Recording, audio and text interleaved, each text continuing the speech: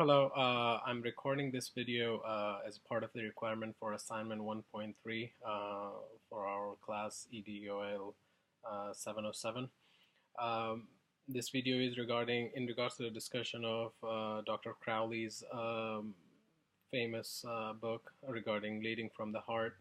Um, for me, it was really enriching and a learning experience to get introduced to this theory and also have a webinar with him to discuss the concept more in detail.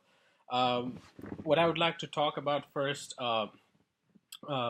is the some of the resistant forces that might argue against this theory of leading from the heart. I think this theory itself is so modern and engaging for all the employees and the supervisors and all different levels of the organization that it'll be hard to resist it. But still, I think the major resistance that exists in an organization would be the culture of that organization. I think every organization has an established culture, and unfortunately, most of the organizations have established this culture of hierarchy and focusing on the bureaucracy and the paperwork more than the employee and the supervisors listening to what they want out of this project or a task. So that culture has taken roots in all of our organizations because it has been there for so long, for decades and centuries, and everyone is a firm believer of following and carrying on that tradition. So I think breaking through that barrier of culture in an organization and transforming it into an organization that leads from the heart is one of the major challenges. And our supervisors or the leaders who have already signed up for this theory of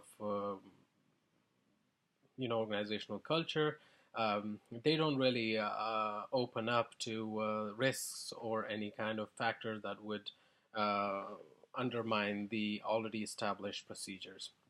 The second one that resistant that I think will be most predominant if we come across it in an organization will be the mindset of the people. I think apart from the culture, the mindset of the leaders is another important thing, and also of the followers.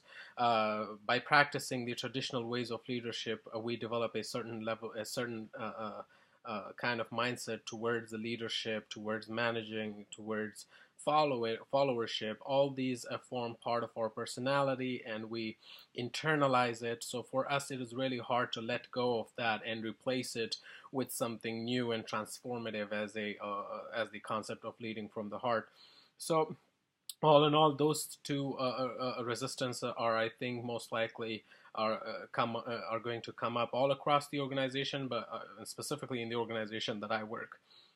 Now, if I were to lead an organization and I'm doing that, taking a leadership role in my organization and also in my transformational change project, um, I think the first action that I would take is the following the one of the mega trends as identified in the book, mega trend, that engagement of all the stakeholders, or participative strengthening the participative ethics in an organization would be the first step that I would take in ensuring that the organization leads towards a success. How we would do that is through shared governance, participative engagement, and employee engagement with the supervisors, so they can all feel a part of the team, feel comfortable expressing themselves, and add to the mission and internalize the mission and consider and not only know what to do and how to do it, but why we do it is the key for the employee and the larger population to understand. And I think that can only be done if we involve them more in the leadership and make a way through to their hearts. Um, and and make them understand that this mission is more than just the paperworks or the daily things that they engage themselves in. Yeah, another change that I would think would benefit my organization is having open conversations regarding topics or ideas that have been considered taboo, or some sort of topics that are off the table for discussion. For example, our mission statement, our the way we make decisions, the approaches that we have towards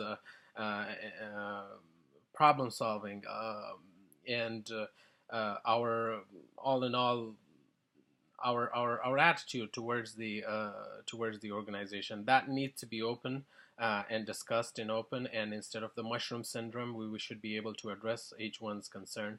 The last one that I think is really important is I think the door should be open for an appreciative inquiry in the organization that I work. I think people need to start thinking about what we're doing good, instead of identifying the shortcomings and building on the what we are doing good. And I think it'll be really easy for me to build consensus around what we are doing good and doing an appreciative inquiry than starting a blame game or identifying what is not going on. So those are the things I think uh, uh, will help my organization and my transformation change project to succeed, and will establish the theory of leading from the heart in the organization. Thank you.